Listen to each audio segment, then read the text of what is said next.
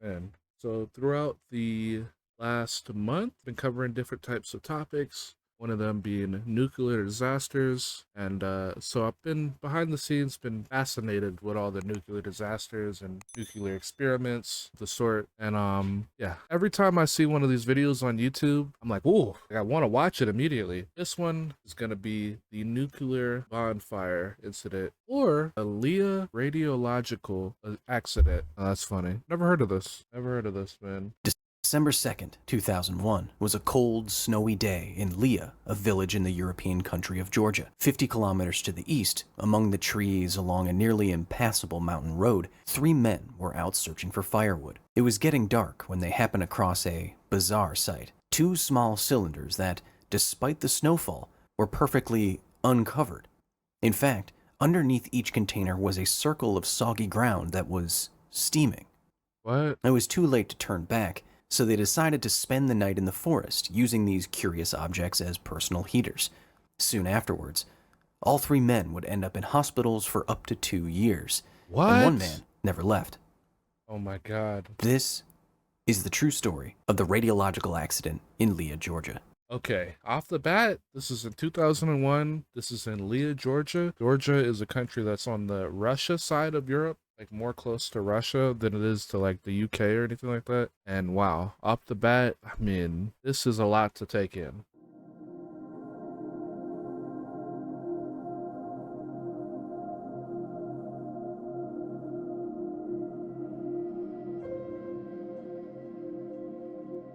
In the early 1980s, the country of Georgia was well on its way to producing the vast majority of its electricity via hydroelectric dams.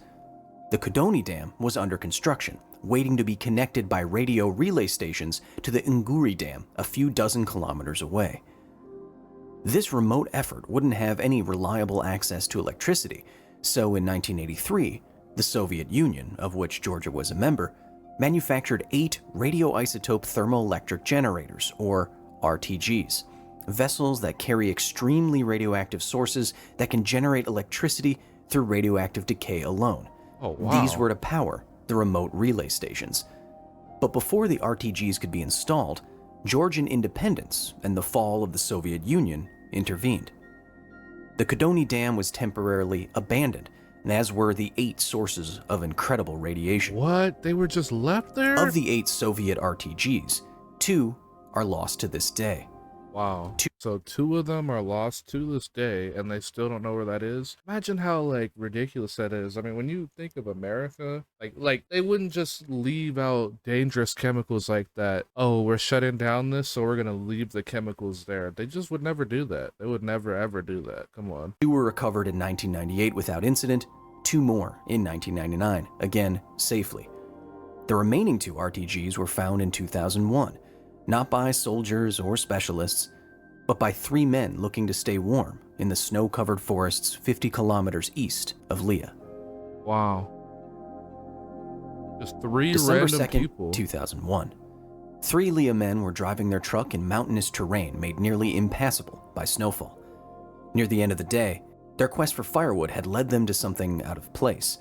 2 metal cylinders laying on the path in front of them. Unlike the surrounding woods, the ground around these cylinders was snow-free and steaming. Whatever was creating the steam and the heat was invisible. What? It was around 6 p.m., No way. and it was getting dark. Rather than make the many-hour trek back to Lia, the 3 men decided to make camp in the forest and use the curious cylinders as personal heaters to make it through what would be a frigid night. That's so gnarly. One man picked... Bro, there was invisible fire coming off of this shit, and they couldn't even see it, but it was giving off like a warmth, like where they could feel heat coming off of it. So they decide to use it as a fucking heater. Oh my God, dude, that's terrifying. Like when you know what it is, you go, oh no, this is not gonna end well, bro. This is not gonna end well. We literally have only reacted to a couple of nuclear videos, but we know, dude, when it's giving off heat, that's because it's giving off dangerous amounts of radiation. When you can feel heat coming off of the substance, oh my God, that's not a good sign at all. Up a cylinder and dropped it immediately. It was too hot to touch and confusingly heavy for its small size. Instead of abandoning the abandoned devices, the men fashioned a thick wire into something that could move the cylinders without touching them, dragged them to a rocky outcrop that would serve as camp, and lit a fire. The next few hours were uneventful. The men ate dinner and drank vodka, their backs to and touching the Soviet RTGs, still radiating what was to them an unexplainable but beneficial amount of heat. Wow. 3 hours later, they all started vomiting. Oh my God. Their stomachs, combined with nausea, dizziness, and headaches, would make for a terrible night's sleep. Radiation The next poison. morning, they were exhausted and loaded up only half the firewood they had gathered into their truck. Oh my God. Still not concerned with the invisible heat from the cylinders, 2 of the men made holders to carry them on their backs for hours as they worked. But the men eventually decided to leave the cylinders behind. They navigated the treacherous roads and returned home to Lia. Their symptoms persisted for days, but the men told no one. It wasn't until What? 3 weeks later, on the 22nd of December, that their families told the local police about their declining conditions. All 3 men were hospitalized the same day. Oh my God. A radioisotope thermoelectric generator is a relatively simple piece of nuclear technology. It only needs 2 things: a source of radioactivity like plutonium and a way to turn decay heat into electricity. Invented in 1954, an RTG uses technology called a thermocouple that, with a difference in temperature across it, generates electricity. It's not a lot of power, but with no moving parts and long fuel half-lives, RTGs are perfect for remote or extreme environments that only need small outputs for very long periods of time. Most RTGs are on spacecraft or in remote areas like the Arctic. The Soviet Union used RTGs filled with strontium-90 to power uncrewed lighthouses and navigational beacons all across its territory. But when the Union collapsed in 1991, it left behind approximately 1,000 RTGs, most without protection Holy shit. or warning signs. Many of them are still unaccounted for today. Oh my God, dude. A little So some of the shit is literally unaccounted for. Like some of those cells or that battery or whatever they got the radiation poisoning from. Some of those are unaccounted for. I wonder if somebody knew what it was, properly handled it, and then sold it. Because you could definitely sell that, right? Like on the black market, I mean, like you could definitely sell that to another country for big bucks, right? I mean, come on. We're talking about radioactive material here. They just left it there. I mean, I can't even believe that, bro.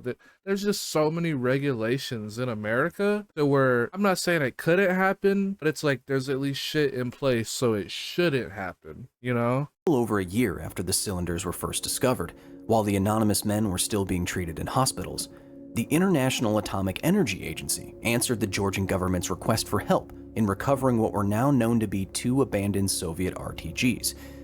And they got everything on video.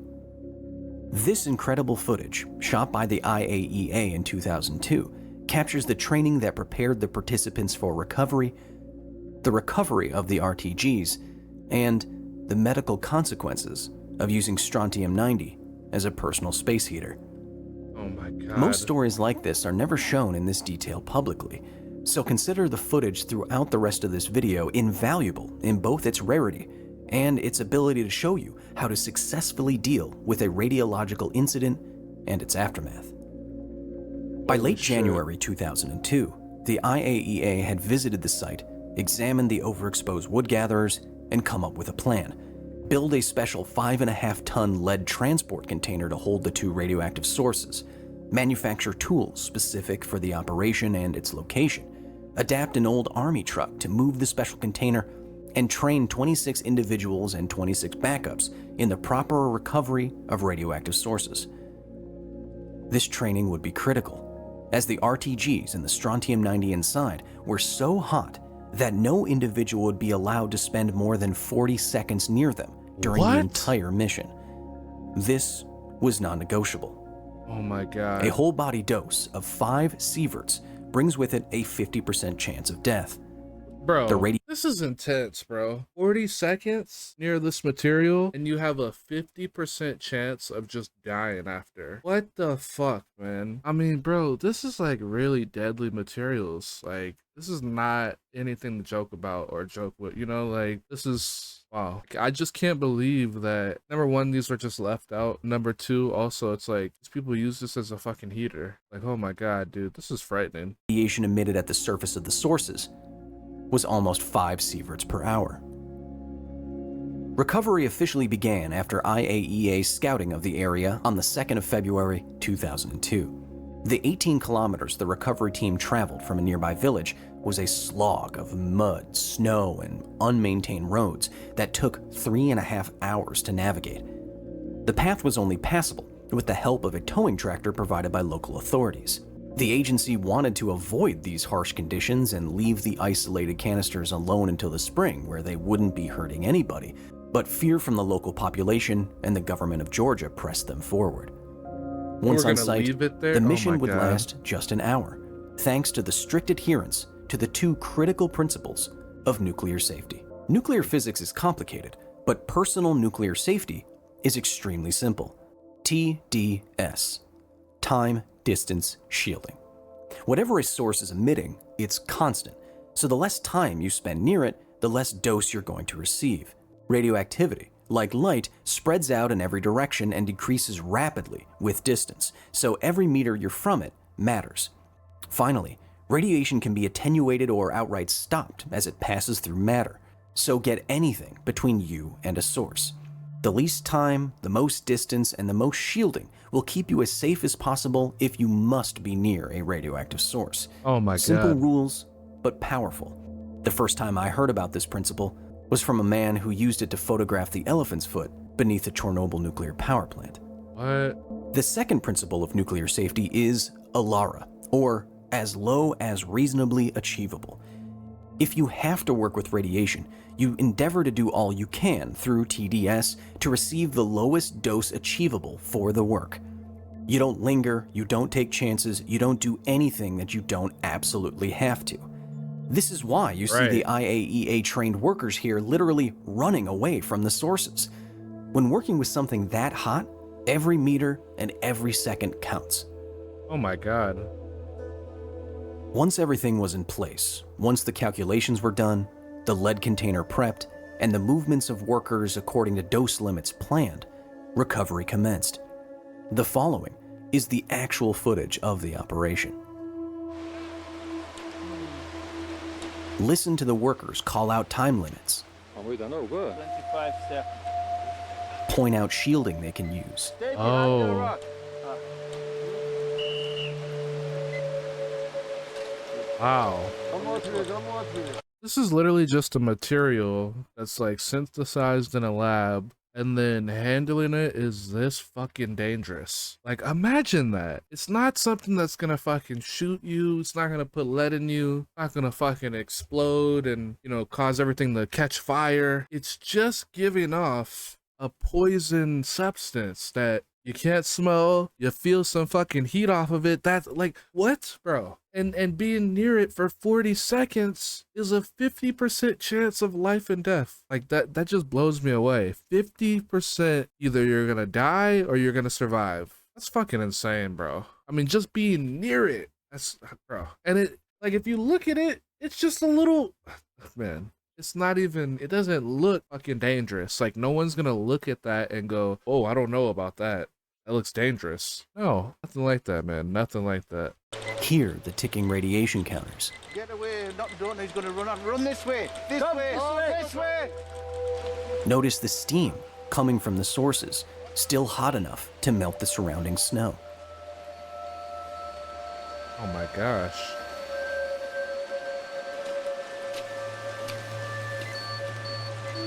The fire coming off of it is invisible.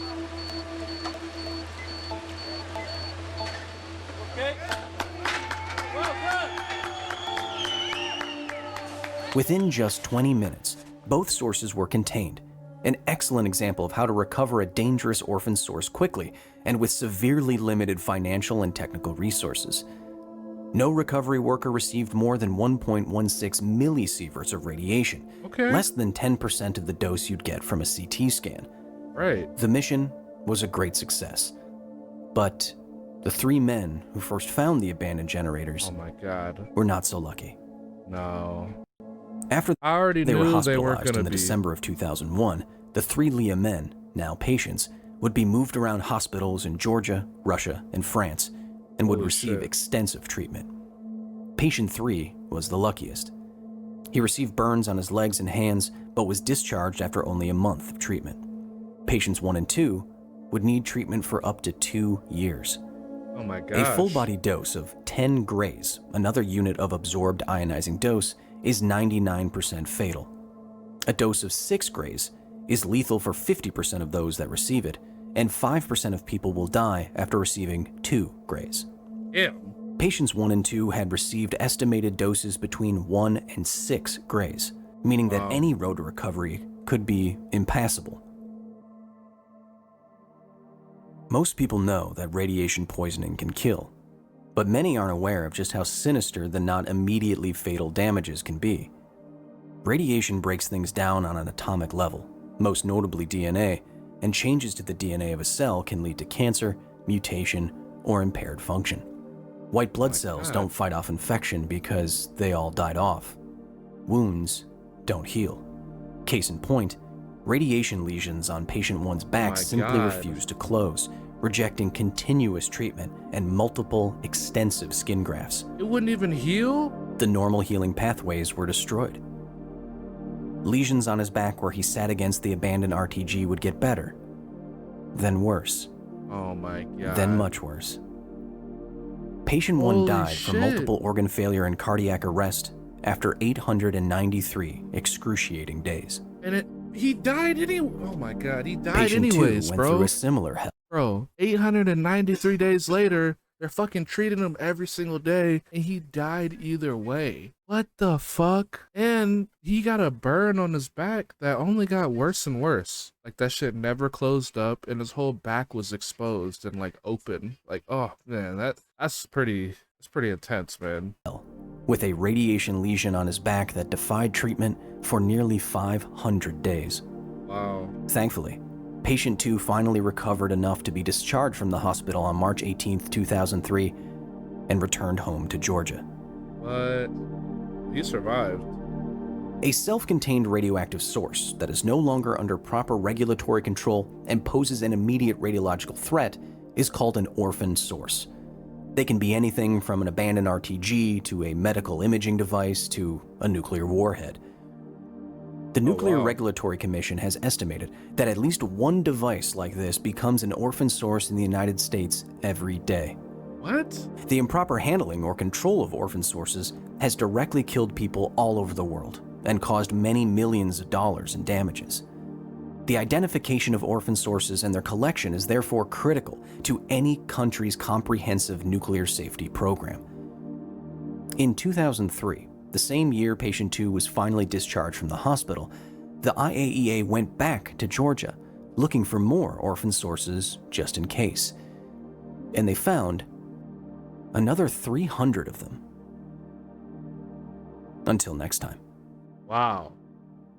Oh my gosh, dude. Bro, so just from a nuclear power plant leaving back a nuclear battery somewhere, they just left it for whatever reason, and you get these people going through the snow, they feel heat coming off of it, so they use it as a fucking heater, the nuclear material, and that's what killed them. You know, at least killed one of them. Oh my God, and he died over 2 years later, just in the hospital. Like, bro, a slow, painful death, and his back never healed from using that shit as a heater. I mean, the cuts were the burns, rather. Oh, man. That was sickening, honestly. That was sickening to watch and just know, like, damn, all these people went through it just using that shit, just even being near that shit. Man, but I think it is pretty important that every country has a nuclear safety program, and I'm starting to understand why, you know, because I didn't realize that, like, that could happen. Oh, you know, in another country they have different regulations, so they're leaving the nuclear material forever. Man, but that was a banger video. Shout out to Kyle Hill, always having the banger videos. And yeah, Apex are out.